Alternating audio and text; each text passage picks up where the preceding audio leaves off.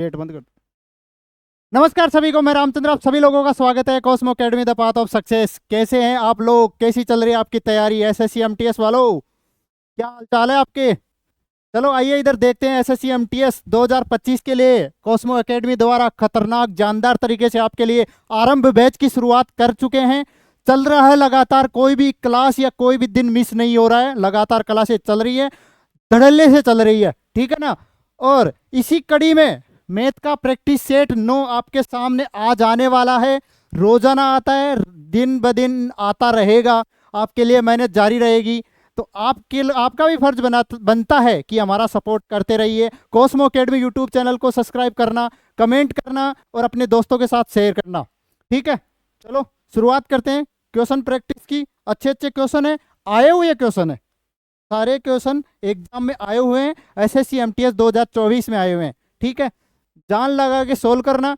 आप प्रैक्टिस किया करो, नहीं समझ में आए रिवाइज किया करो, फिर से वीडियो को पीछे से ले जाके देखा करो। फिर भी नहीं समझ में आता है तो कमेंट में बताया करो कि ये वीडियो समझ में नहीं आया, ये क्वेश्चन समझ में नहीं आ रहा, दोबारा समझाओ। अगली जो भी क्लास रहेगी उसमें आपको समझा दिया जाएगा, मैं ये बोल रहा हूँ आपके सामने, ठीक है। देखो यहाँ दे रखा है 7 क्रमागत संख्याओं का औसत कितना है, 95 यानी 95 है। 90 + 5 95। 7 क्रमागत संख्याओं की श्रृंखला में मध्य संख्या क्या है? खेला नहीं करना है, फंसना नहीं है। जब माध्य दे रखा है, औसत दे रखा है कि 95 है और क्रमागत संख्या है, तो मध्य संख्या वो खुद ही रहेगी 95। कैसे? इधर देखना कि 7 क्रमागत संख्या है, ये लो अपने 7 बना ली। ऐसे नहीं बनाते हैं 7 संख्याएं, 7 संख्याएं ऐसे बना लेते हैं, 1 2 3 4 5 6 और 7। इनका एवरेज कितना आ रहा है? इनका एवरेज आ रहा है कितना? 95। इनका एवरेज कितना आ रहा है? 95 आ रहा है, ठीक है। कैसे आएगा एवरेज 95? क्रमागत, सारी की सारी संख्या एक क्रमागत है। अगर मैं बीच वाली संख्या को 95 मान लूं तो इसके इधर कितनी संख्याएं? 3 संख्याएं, और इसके इधर कितनी संख्याएं? 3 संख्याएं, ठीक है। आई बात समझ में? मैं इसके पहले वाली संख्या को क्रमागत सारी क्रम से है, इसको क्या मानूंगा? 94, इसको क्या 93, इसको 92, और इससे आगे वाली जो भी संख्या रहेगी 96 97 98। तभी जब सभी को जोड़ोगे और इनका एवरेज निकालोगे तो क्या आएगा? 95 95 आएगा। आपको पूछ क्या रहा है कि मध्य वाली संख्या बता दो, तो इनमें मध्य वाली संख्या क्या रही? जब संख्याएं क्रमागत है तो मध्य वाली संख्या वही संख्या रहेगी जो आपकी एवरेज है, जो आपका औसत है। आई बात समझ में? समझे क्या आप? नेक्स्ट, अच्छा क्वेश्चन था, वैसे करना कुछ नहीं था। अगर पता है सभी को, कॉन्सेप्ट पता है, तरीका पता है, तो आप देखोगे कि यार औसत दे रखा है तो मध्य वाली संख्या क्रमागत संख्या है, और औसत दे रखा है तो मध्य वाली संख्या वो खुद ही रहेगी। नेक्स्ट, अगला question. 40 KG, 49 KG, 56 KG, 66 KG, 35 KG वजन वाले 5 सदस्यों के एक परिवार का औसत ज्ञात करना है, कि इनका औसत निकाल के बता दो। अब देखो इसके दो तरीके हैं, या तो इन सभी को जोड़ के 5 का भाग दे दो, जोड़ो। 40 और 49 कितना होता है? 89, ठीक है। और ये कितना हो गया? 6 दूनी 12, और 6 और 5 11, और 1 12, 112, और यहाँ 35।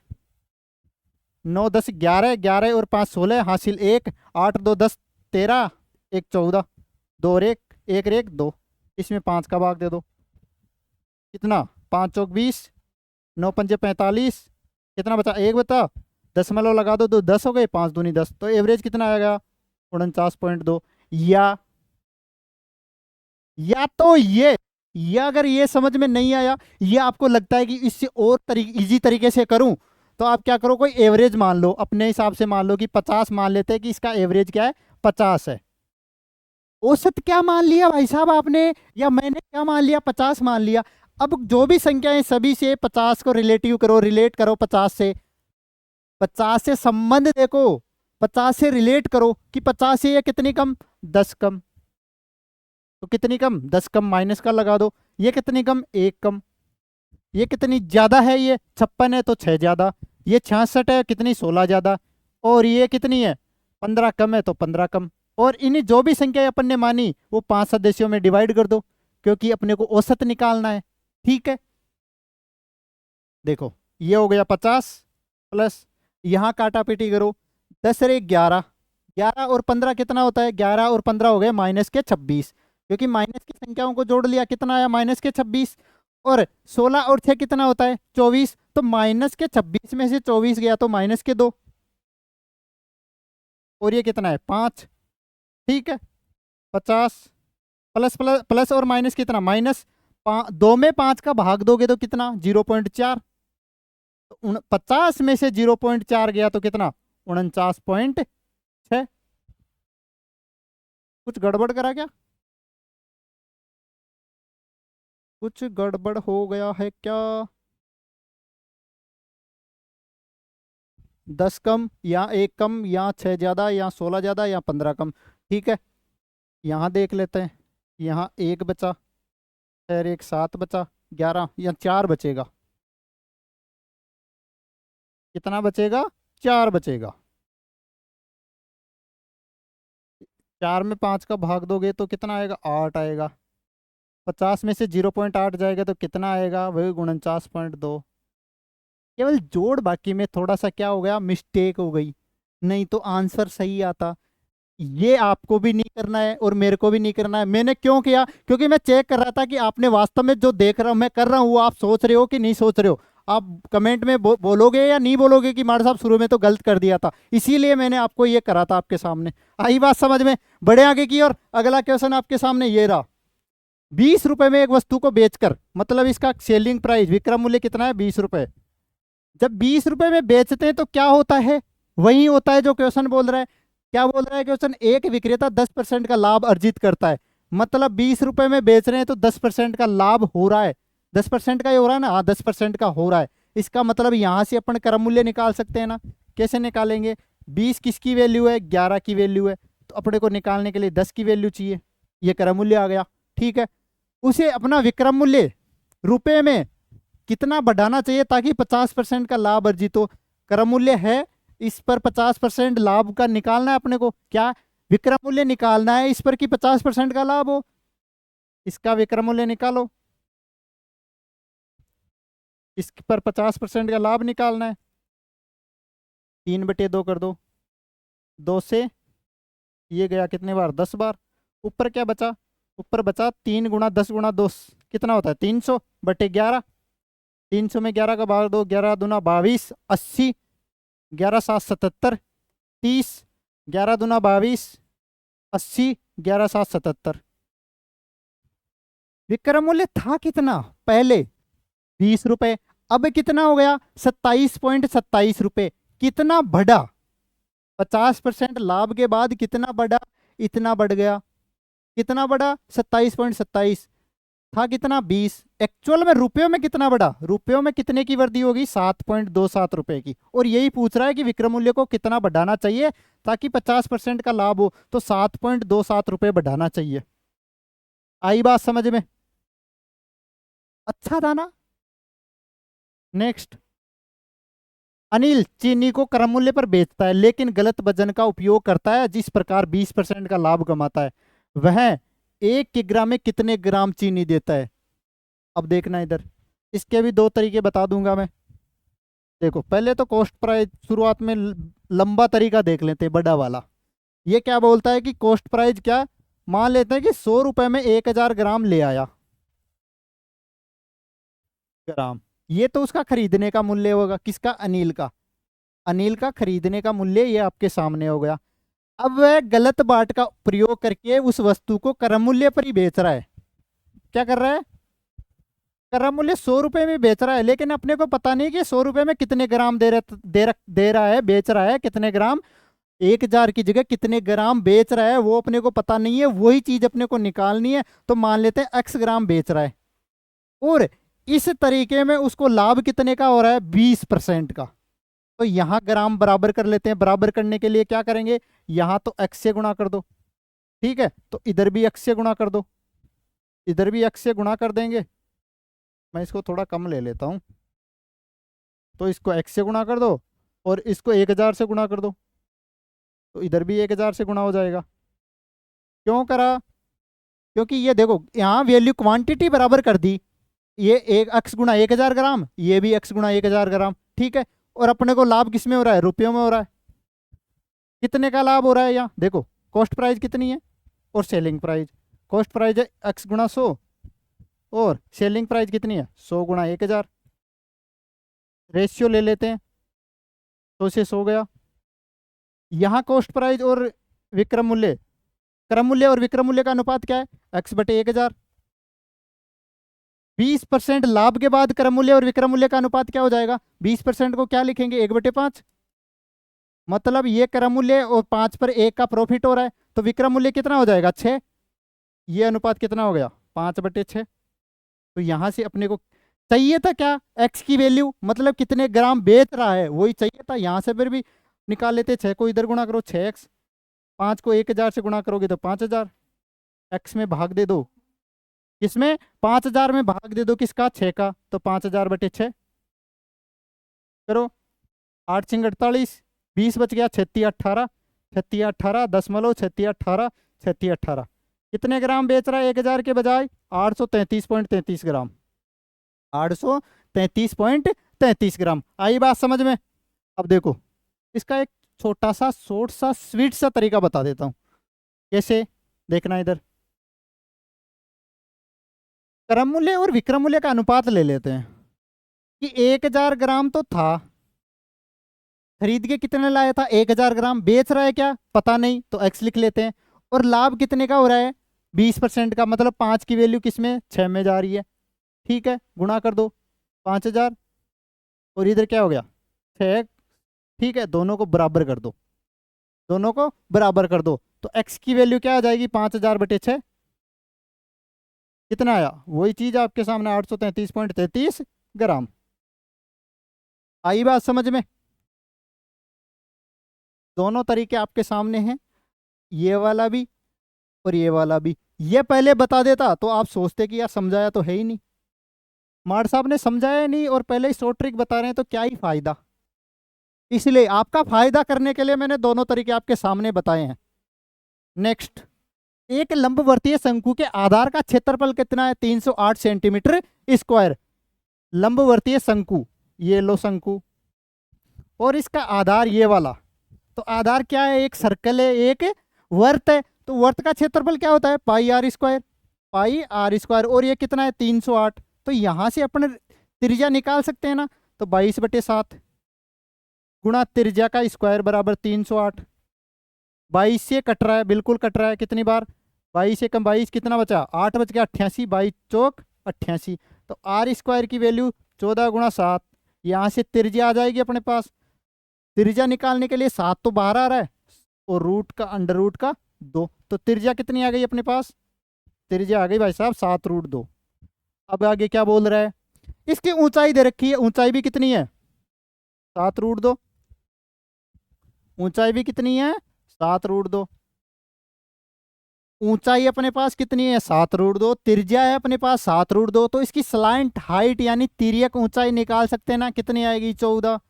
कैसे निकालेंगे, पाइथागोरस प्रमेय से, इसका स्क्वायर प्लस इसका स्क्वायर दोनों का स्क्वायर करके जोड़ दो और अंडर रूट ले लो, तो आएगा अपने पास कितना 14। 7 का स्क्वायर करोगे प्लस 7 का स्क्वायर करोगे और इसका अंडर रूट कर दोगे, तो क्या आ जाएगा एल यानी तिर्यक ऊंचाई, और वो कितनी आ गई 14 सेंटीमीटर। ये आपके सामने सारी चीजें आ गई। पूछ क्या रहा है, वक्र पृष्ठीय क्षेत्रफल निकाल के बता दो, तो वक्र पृष्ठीय क्षेत्रफल क्या होता है पाई आर, आर कितना है 7√2, एल, एल कितना है 14, काट दो 7 से 7 गया, करो मल्टीप्लाई करो, 22 चौक 88, हासिल 8 वही 308 हो गया और अंडर रूट 2।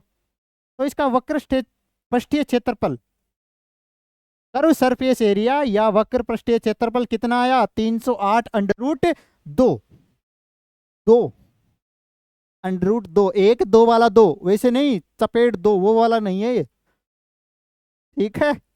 नेक्स्ट यानी अगला, 250 रुपए प्रति केजी मूल्य वाली कितनी केजी चाय को 400 रुपए प्रति केजी मूल्य वाली 25 केजी चाय के साथ मिलाया जाना चाहिए, ताकि मिश्रण को 330 रुपए प्रति केजी पर बेचने पर 10% का लाभ हो। एलिगेशन से कर लेते हैं क्या कि 250 रुपए पर केजी आर एस पर केजी की मान लेते हैं, अपने को नहीं पता क्योंकि यही तो निकालना है कि कितनी केजी चाय को नहीं पता, एक्स केजी मान लेते हैं कि एक्स केजी चाय, और इसका मूल्य क्या है 250 रुपये, 250 रुपये किलो है।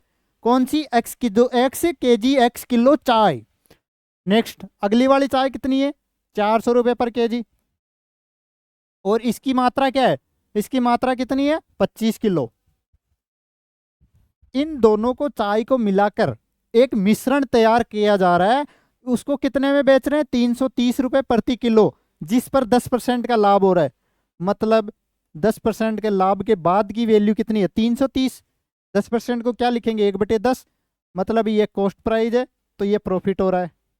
तो सेलिंग प्राइस क्या हो रही है 11 की, 11 की वैल्यू कितनी है 330, तो एक की वैल्यू 3, एक की वैल्यू कितनी आ गई 30। अपने को चाहिए किसकी 10 की वैल्यू, क्योंकि जो एलिगेशन लगाते हैं वो क्रम मूल्य पे लगाएंगे, तो 10 से गुणा कर दो दोनों तरफ, तो कितनी आ गई 300, 300 रुपये पर केजी। तो मिश्रण का क्रम मूल्य का, मिश्रण का क्रम मूल्य कितना आ जाएगा 300 रुपये पर केजी। घटाओ, बड़े में से छोटा घटाओ, 400 में से 300 गए तो 100, अनुपात आ जाएगा, क्वांटिटी का अनुपात आएगा ये। जब शुरू में अपन मान रहे थे कि कितने केजी चाय को 25 केजी के साथ मिलाए, वो क्वांटिटी का रेशियो यहाँ आ जाएगा, 300 में से 50 गए तो 50, आगे कट रहा है, बिल्कुल कट रहा है, 2:1। ये अनुपात अपने को पता है कितना, ये वैल्यू कितनी थी 25 केजी की, कितने गुना है 2 बड़ा हो गया 5 छोटा हो गया, ये तो 2.5 लगने लग गया। नहीं, ऐसा नहीं करना है, 25 केजी है, 25 केजी है, नहीं दिख रहा, अब दिख जाएगा। ये कितना दे रखा है, ये दे रखा है 25 केजी, कितने गुना है 25 गुना, तो इसको भी 25 गुना कर दो, 25 को 2 से गुणा करेंगे तो कितना आएगा 50 केजी। मतलब तो जो 250 रुपये यानी 250 रुपये केजी चाय थी, वो कितनी चाय थी, क्वांटिटी क्या थी, मात्रा क्या है उसकी 50 किलो। ये लो 50 केजी, ठीक है, ये एलिगेशन से आपके सामने है। इसके और भी तरीके हैं, क्या करोगे आप, मान लेते एक्स केजी थी तो 250 गुणा एक्स करोगे, प्लस 400 गुणा 25 करोगे, और इसमें भाग किसका दोगे आप, इसमें भाग किसका दोगे एक्स प्लस 25 का, और इसके बराबर कर दोगे किसके 300 के, क्योंकि अपने को कॉस्ट प्राइस लेनी है यहाँ पे, विक्रय मूल्य 10% लाभ के बाद का वस्तु नहीं लेनी, लाभ के बाद का मूल्य नहीं लेना, अपने को केवल क्रम मूल्य पर निकालना है जो भी निकालना है। तो ये था आपके पास एलिगेशन से इस बात का, इस क्वेश्चन का सॉल्यूशन। बढ़े आगे की ओर, अगला क्वेश्चन आपके सामने। एक व्यक्ति, कोई भी व्यक्ति, आप और मैं कोई भी शामिल हो सकते हैं एक व्यक्ति में, ठीक है, जो कर क्या रहा है, एक व्यक्ति यात्रा का पहला आधा भाग 60 किलोमीटर प्रति घंटे की चाल से, और शेष भाग यानी जो अगला वाला आधा भाग 84 किलोमीटर प्रति घंटे की चाल से तय करता है। औसत चाल पूछ रहा है। मान लेते हैं अपने पास दूरी नहीं है, दूरी नहीं है ना, तो दूरी को क्या मान लेते हैं, मान लेते हैं कि दूरी क्या है, औसत निकालना है। दूरी को कुछ भी मानो, इन दोनों संख्याओं को क्या करना है, अपने को समय निकालना है। देखो इसमें 2-3 बातें हैं, पहले तो दूरी छोड़ो आप, दूरी तो माननी है। औसत चाल निकालने के लिए क्या करेंगे, औसत चाल निकालना है अपने को, उसके लिए क्या करेंगे, चाल निकालने के लिए तय की गई कुल दूरी, तय की गई कुल दूरी बटे वहां किसका देंगे, कुल समय का, लगा गया कुल समय, जो भी अपने को दूरी तय करी टोटल दूरी, उसमें कुल कितना समय लगेगा उसका भाग दे देंगे, तो चाल आ जाएगी, वो भी क्या आएगी औसत चाल आएगी। अब अपने पास दूरी नहीं है, तो दूरी अपन मान लेते हैं कि, मान लेते हैं दूरी क्या है, इन्हीं दो संख्याओं का कोई मल्टीपल है। 60 को क्या लिख सकते हैं 12 गुणा 5 लिख सकते हैं, और 84 को 12 गुणा 7, तो अपन दूरी को मान लेते हैं इन्हीं दोनों संख्याओं का कोई मल्टीपल 12 गुणा 5 गुणा 7, ये दूरी मान ली। अब क्यों माना इधर देखना, तो तय की गई कुल दूरी तो क्या हो गई 12 गुणा 5 गुणा 7, ठीक है, आई बात समझ में, ये दूरी मान ली। अब बोल क्या रहा है, ये बोल रहा है कि एक व्यक्ति यात्रा का आधा भाग, मतलब टोटल दूरी क्या थी ये 12 गुणा 5 गुणा 7, इसका आधा भाग करेंगे, इसमें 2 का भाग दोगे तो 6 गुणा 5 गुणा 7। इसका आधा भाग किस स्पीड से, 60 की स्पीड से। और शेष आधा भाग 6 गुणा 5 गुणा 7, ये भी किस स्पीड से, 84 की स्पीड से। ठीक है, आई बात समझ में। नेक्स्ट, इसको अपने को कैलकुलेट करना है, इसकी गणना करनी है। तो 12 गुणा 5 गुणा 7 भाग में 60 का भाग देंगे, 6 पंजे 30, कितनी बार 2 गया, तो ये कितना बचा, 7/2 प्लस कितना बार, 7×42, ये 2 बार, तो ये कितना हुआ, 5/2। अब देखो 12 गुणा 5 गुणा 7 और 7 और 5 12, 12 में 2 का भाग दोगे तो 6, 6 से कितनी बार, 2 बार, 7 पंजे 35 दूना 70। तो एवरेज स्पीड औसत चाल कितनी आ गई, 70 kilometre per hour, option number 3। मैंने ये आसान करने के लिए मान लिया था ये वाली दूरी, ये अपना कुछ भी मानो आप, जिसे अक्स मानते हैं। क्या मानते हैं आप, एक्स मानते हैं, कि मान लेते हैं टोटल तय की गई दूरी क्या है, एक्स है। तो एक्स मानते आप, टोटल दूरी एक्स हो गई, एक्स, एक्स का आधा भाग तो x/2, किस स्पीड से, 60 की स्पीड से। और फिर से एक्स का आधा भाग किस स्पीड से, 84 की स्पीड से। तो अब यहां देख पाओगे कि एक्स यहां कॉमन आके ऊपर से नीचे कट रहा है ना, इसीलिए कुछ भी मानो दूरी तो कटेगी, दूरी तो नहीं बचेगी, दूरी तो कटेगी। एक्स है, एक्स कॉमन ले लिया, यहां क्या बचा, 1/120 प्लस यहां का बचा 4 दूनी 8 और 8 दूनी 16, 168। एक्स तो कॉमन आके कट रहा है ना, जो दूरी मानी थी वो तो कट ही रही ना, नहीं बच रही ना। तो कुछ भी मानो आप, कुछ भी मानो, दूरी तो वापस आके लास्ट में कट ही जाएगी, बचेगा क्या, चाल ही बचेगी, चाल ही बचने वाली है। इसलिए अपन ने ये चीज मान ली थी। इससे अपन ये भी कैलकुलेट करोगे ना तो आपका आएगा 70, आंसर 70 ही आने वाला है। अगर अपने कैलकुलेशन सही करिए, कोई मिस्टेक नहीं करिए, जोड़ बाकी में कोई एक्स्ट्रा दिमाग नहीं लगाया, तो आएगा आंसर सेम। ऐसा नहीं कि किसी और के 70 आ रहा है और किसी और के कुछ और आ गया, नहीं, ऐसा कुछ नहीं है, सभी के समान ही आएगा, कितना, 70।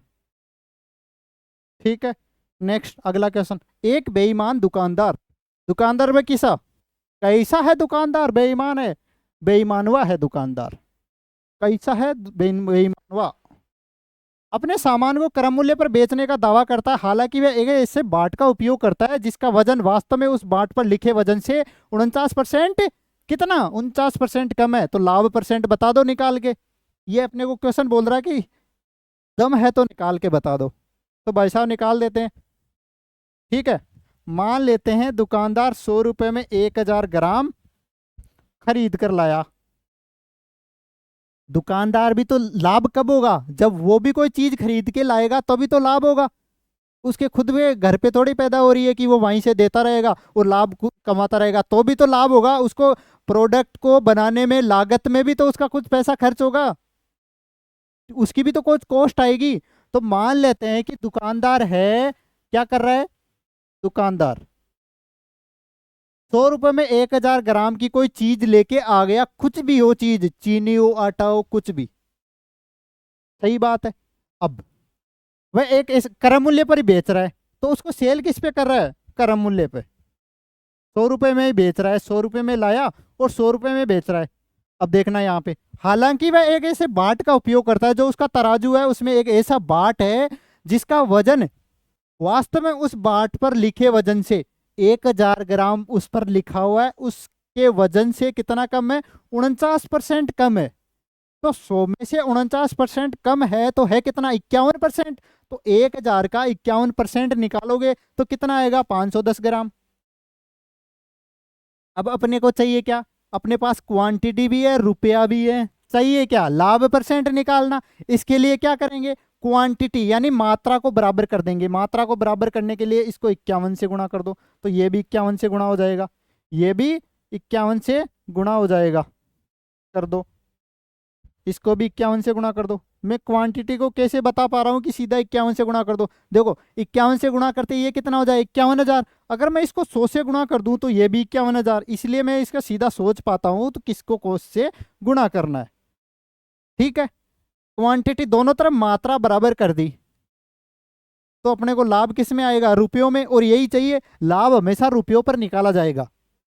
ठीक है, क्रम मूल्य और विक्रम मूल्य का अनुपात ले लेते हैं क्योंकि परसेंटेज में वैल्यू है तो अपने को अनुपात से काम हो जाएगा अपना। तो 100 गुणा 51 रेशियो 100 गुणा 100, 100 से 100 गया। कॉस्ट प्राइस क्रम मूल्य कितना है 51 और विक्रम मूल्य कितना है 100। तो भाई साहब यहाँ लाभ कितने का हो रहा है 49 का। किस पे 51 पे और गुणा 100 परसेंटेज निकालेंगे। ठीक है, 4900 में 4900 में 51 का भाग देना है। कितनी बार गया 9 बार, 9 और 9 पंजे 45 तो 1 4 410। देखो कितना 9 और 9 पंजे 45 तो 1 बचा। ये कितना बचा 8 तो 31 310 आएगा। ठीक है, 310 में 51 का भाग देंगे तो कितनी बार 6 बार, 6 और 6 पंजे 30 तो 4 बचा। तो 4/51 96 सही 4/51 परसेंट। ऑप्शन नंबर कौन सा है, ऑप्शन नंबर 2। आई बात समझ में, समझे क्या आप? अगर समझे हो तो कमेंट में बताना मेरे को। देखो आप इसको समझ लो एक बार और। आपको पता होगा कि जो भी ऐसा क्वेश्चन आता है बेईमान दुकानदार में, मैं इसी तरीके से करता हूँ। ज्यादा समय भी नहीं होता क्यों, यहाँ तो मैं समझा रहा हूँ इसलिए कम से कम 1 2 3 मिनट लग रही होगी। लेकिन नहीं, अगर मैं इसको रफ को भी मैं अपने हिसाब से सोल्व करूँ ना एग्जाम के हिसाब से तो कुछ नहीं, मैं सीधा करूंगा इसको, इतना लिखूंगा भी नहीं। ये केवल समझाने के लिए है, तब समझो इस बात को। नेक्स्ट, 3 वर्ष के लिए 4% प्रति वर्ष की ब्याज दर पर उधार ली गई 3,000 की राशि पर साधारण ब्याज बता दो। तो कैसे बताएंगे 3,000 को 1 वर्ष के लिए 4% तो 3 वर्ष के लिए 12%। तो 3,000 का 12% निकाल लो, कितना आएगा 12 तिया 36 360 रुपये। कौन सा ऑप्शन, ऑप्शन नंबर 1। आई बात समझ में, आई क्या? तो क्या सोचते हो, क्या सोचते हो आप? प्रैक्टिस सेट अच्छा जा रहा है ना? केवल आप लोग ही शेयर नहीं कर रहे ना, चैनल को सब्सक्राइब कर रहे, आप हमारी हिम्मत नहीं बढ़ा रहे हो। तो यार एक काम तो करो, आप शेयर करा करो, कमेंट भी कर दिया करो कम से कम। चलो रखते हैं आज के लिए इतना ही, मिलते हैं अगली क्लास में। तो इसी के लिए बढ़ते रहिए, खुश रहिए, मस्त रहिए और अपनी जो प्रैक्टिस है उसको मजबूत बनाते रहिए। एसएससी एमटीएस 2025 में सिलेक्शन लेके गवर्नमेंट जॉब का हिस्सा बनिए। ठीक है, धन्यवाद सभी को।